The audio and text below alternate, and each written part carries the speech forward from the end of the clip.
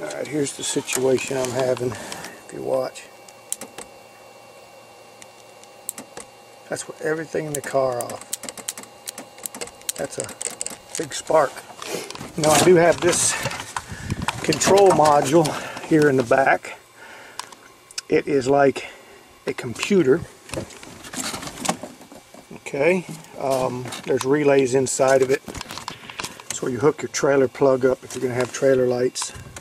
But you got to dismantle, you know, this whole side of the car to get at it. But if you listen, this thing clicks. There's a relay in there, okay? But I don't know what's activating this relay. I do have a wiring diagram. That wire right there is the wire that comes to here, and this wire here powers that whole junction block right there. Without this hooked up, the car, nothing in the car works. This wire only goes to the starter, and then this wire here powers all the electrical in the car. Now you can see we're in the rear of the car. So I have pulled every fuse out of this thing to try and figure out what is wrong with it. It all started, if you guys remember, I put an alternator on this thing. I actually put a voltage regulator on it. As soon as I put the voltage regulator on it, it has never been right. I even went so far as I bought a new alternator. You can see my new alternator right there. It's never been right. With the old alternator and the old voltage regulator, the battery light in the dash would not come on. I put a new voltage regulator on it, the battery light come on. Put a new alternator on it, the battery light comes on. Just kind of lost here with this thing. It's got 4 computers in it. Everything goes through the computers. It's got 3 fuse boxes. You've seen the one in the back. There's one right there. And then there's one right there that you can actually see. You can see that yellow fuse and the red fuse. There's about 20 fuses in that fuse block. So I've got to find out what's causing this problem, because it's actually getting to be a nuisance now. What it's doing is the battery would go dead over a couple of days. You know, you'll leave it sit in the driveway for 2 days and you get up and it's dead. It's not low to where it just goes click, click, click. It's just dead. So there's a definite dead short in here somewhere. So what I'm going to do is the wire off the back of the alternator, the hot wire, comes here. Okay? Comes up here. It's actually going to be this wire right here. This is the wire from the battery. This one right here. I'm going to take this wire off and see if that does not stop the electrical problem. That little wire right there is for my driving lights, and here's my relay. But that's not it, because that's just, it's not it. So I don't know what is causing this thing to do this. I don't know if I've got a door switch that's bad.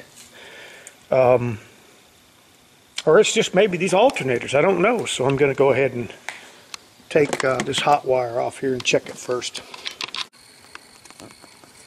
Alright, what I've done is I took the positive cable off the back of the alternator to make sure that's not what's drawing my juice. So what I'm going to do is, start it up, make sure the battery's charged up, and then I'm going to let it sit for a couple of days and check it and see what it ends up being. This is actually the hot cable to the starter and the alternator, so no more spark. Okay, if you hook that positive cable up to the alternator, this sparks, and it shouldn't. So I'm thinking it's either got a bad voltage regulator in it, which is going to suck because, you know, I just bought that alternator and I got a brand new voltage regulator. I don't know what the problem is, so we're going to leave this tightened up, you know, start it up, make sure everything works. This alternator is totally unplugged from the car. Even the field wire is unplugged, so we'll start it up. I'm sure the battery light down here in this corner. Okay.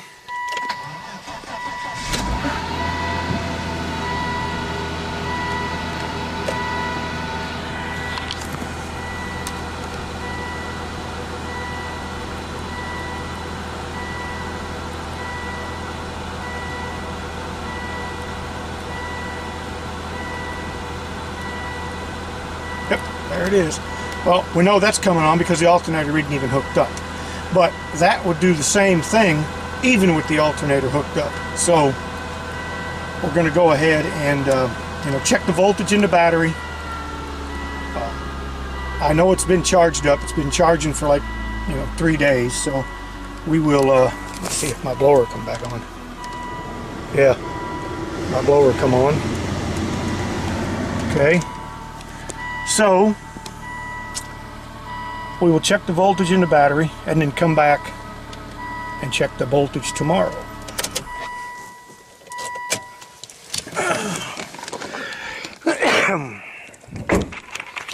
Alright, this is Sunday. That's what it says right now. 12.5 volts. Okay. There's the voltmeter hooked up. I have all the lights done. The way you do that is just lock the latch, because these are latch operated.